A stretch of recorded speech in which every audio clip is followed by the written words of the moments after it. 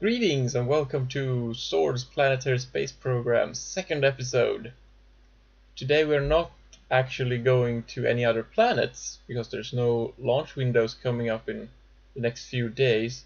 So we're gonna use the spare time we have to build up some infrastructure in preparation for the future more advanced missions. The first piece of infrastructure is this space station, which we are currently launching. This space station will serve the function of an anchor for orbital construction, and it will be expanded with fuel tanks to serve as a refueling depot, and it also has accommodations for a small amount of crew members. I am going to put this station in a fairly high 80 by 80 kilometer orbit. This is so that it's easier to catch up with the station if you are behind it in its orbit. You can get in a lower orbit and have a slightly higher orbital speed and make rendezvousing easier with the station, because I feel there's going to be a lot of that in the near future. So I have quite a few pieces of hardware I want to launch before we start the interplanetary missions, or the manned interplanetary missions in proper. And I have some plans for what needs to go where, and these plans are not final, as in I'm not quite sure what I'm gonna do, but I have a few good ideas, and a lot of the ideas have been are things I have seen other people do, and I'm now just combining it to make one coherent space program using these methods.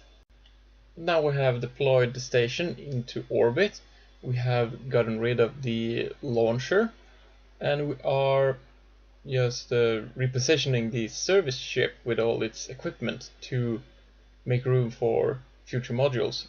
And we have our station. Looking pretty good. This is my fuel lifter, my tanker. And this tanker is going to be sort of the basis for my space program. A lot of stuff is going to be lifted with this design, or with derivatives of this design.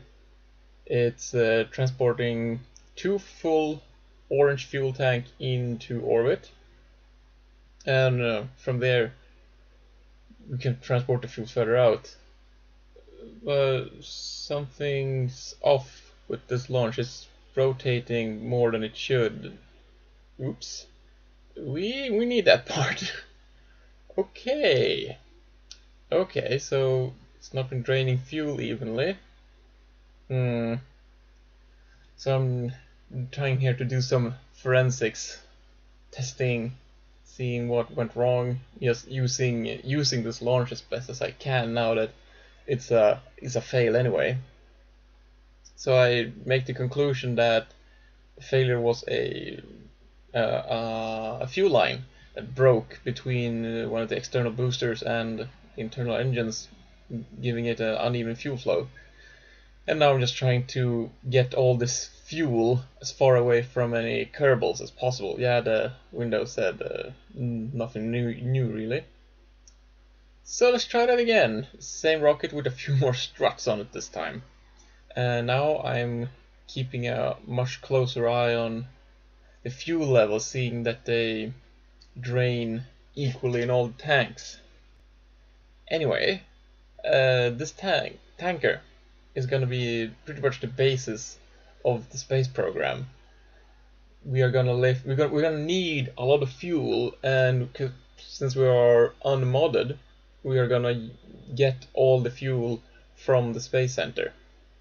So we're gonna need to transport a lot of fuel into orbit, and some of this fuel is gonna be transported in fuel tankers to other planets to act as temporary refueling depots.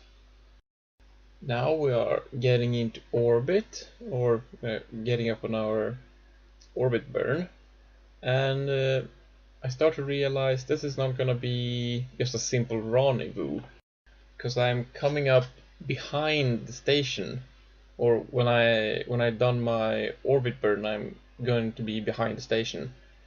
And even though I put the station in a high orbit for that specific purpose, this is still going to be a problem.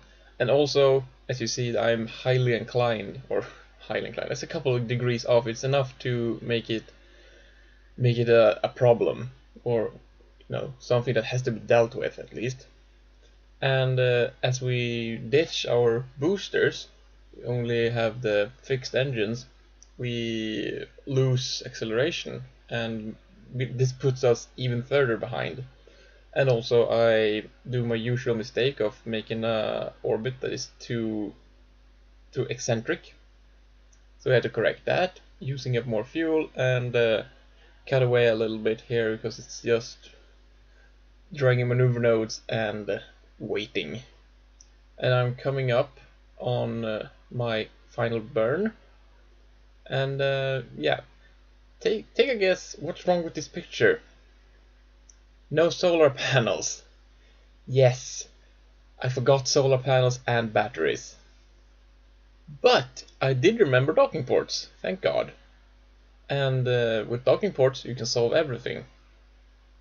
So I take my little service ship, which I renamed it to, and yeah, we need that adapter. So I'm just gonna put this RCS tank, or yeah, RCS tank module.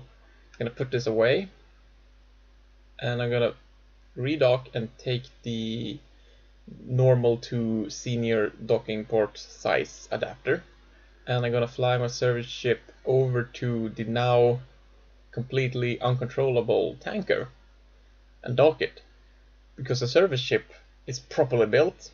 It has solar panels and a battery, and it's mobile enough to, yeah, right name, mobile enough to do this rendezvous with no problems. It will, however, make this mission even longer. It's long enough as it is. And yeah, this service ship, I decided to bring it on the very first launch. It was included in the base station, the first launch.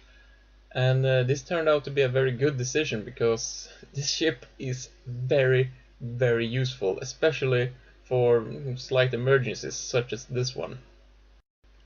So we make a cut to skip the orbiting, just the waiting part, and we are getting up to the encounter. And the ship, because it's so small and it has two of the radial engines, the 2477 Rockomaxes, it has a very high thrust to weight ratio, so it's no problem doing very quick maneuvers.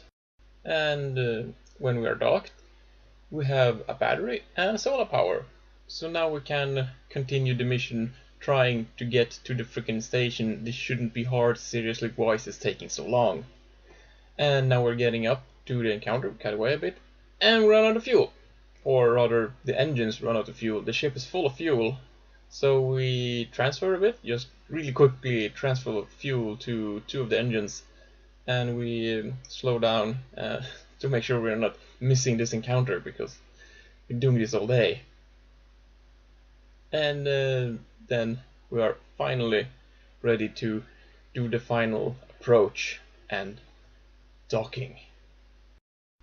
And actually having the service ship on the front there helps with rotation, because we have a lot of RCS thrusters on that, so it turns faster.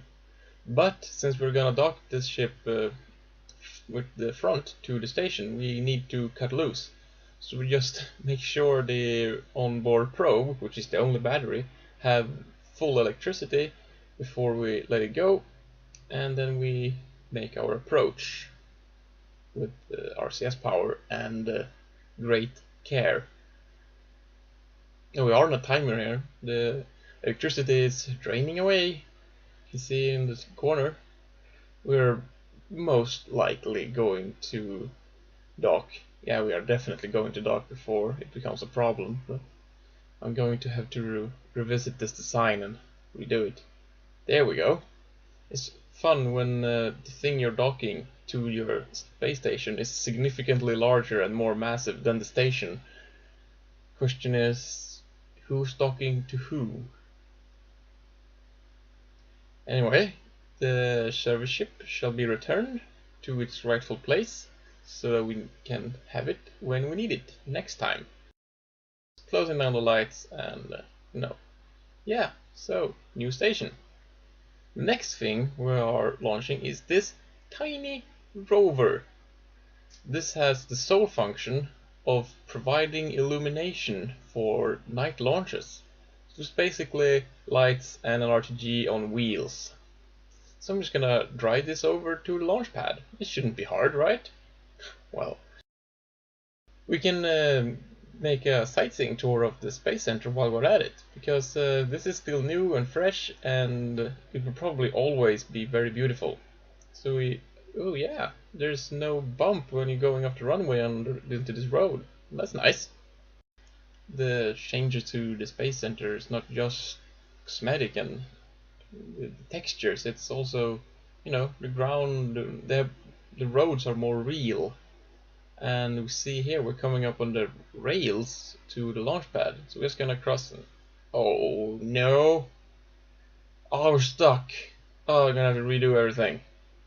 Okay, so this time we're gonna go behind the vehicle assembly building, so don't have to deal with the tracks. Just gonna go there and not tip over, because, well, as beautiful as this is, well, well, you haven't taken a good look at the astronaut complex, so let's check that out. And oh no, redo.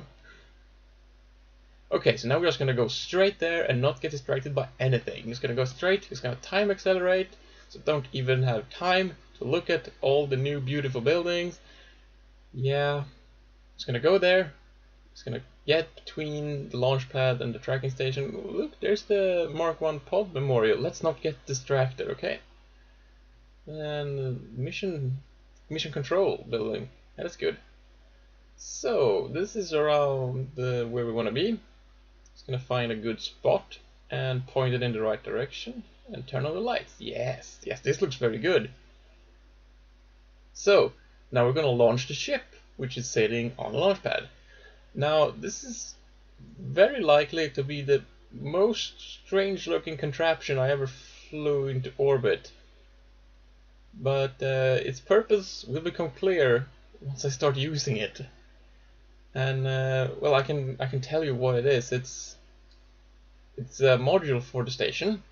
It contains 4 nuclear engines sitting on a Rockomax hub, pointing in all the directions.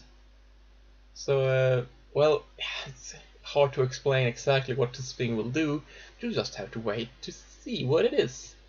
Probably next episode. So subscribe if you want to know. Yeah, and here we're making another not very good launch, but I managed to correct it, and yeah, it looks like this may work. We're gonna make this work. So we're just using this ascent stage with the skipper engine to get us into orbit, and trying to match up our burn to get a good rendezvous as quickly as possible. We don't want to drag this out anymore. So we use up the last fuel and we switch to the onboard engine. It's gonna do final maneuvers as according to plan. And yeah, this is looking pretty good. The encounters are not very far off. So we cut away a bit here, which is just waiting to get an encounter, or to get a node. And now we have our encounter, very good. It's gonna pass through the night side, and guess what? Yeah, we run out of electricity. This time we have the solar panels, but we forgot the batteries. So it's out with another trip for the service ship. It's gonna refuel it, and was it really close? And we're not gonna lose this one. So it's just point and burn. We're passing us a few kilometers away, so we're not gonna miss this one. This is too good. I do not want to spend another 2 hours sitting trying to get this thing to rendezvous. This is really, well, I really make this more difficult than it need to be. So yeah, here we are. Got to this module contraption thingy, and we're getting to dock just about dawn. Just about at the same time as dawn. So yeah, this was yeah, it was useless. Didn't really add anything to anything, except for a bit of fuel, which the service ship has in its own internal tank, which is very good, because we missed our encounter, and this means we're gonna have to use more fuel to get this thing to the station. So we're actually using more than was originally planned. And this thing is, well, it's easy to turn because it has so many RTS thrusters on it. It's ridiculous. So, we have arrived. Let's, well, the service ship can get back on RCS alone. Doesn't need any proper rocket fuel. It's this close. So we're just gonna put this on one of the docking ports. No, this one's not gonna go on the top. It's gonna go on one of the side ones. I can reveal that this module brings equipment that will be used to expand this infrastructure network out to Minmus. And expanding it to Minmus is another one of these brilliant ideas I have been fortunate enough to take part in, or getting from the community of Kerbal Space Program. You'll see the details later on. Probably next episode. Subscribe if you want to find out. So, we returned all the pieces, and now we just remove this little tug to the atmosphere. And we have the station. And that's it for this episode. Bye!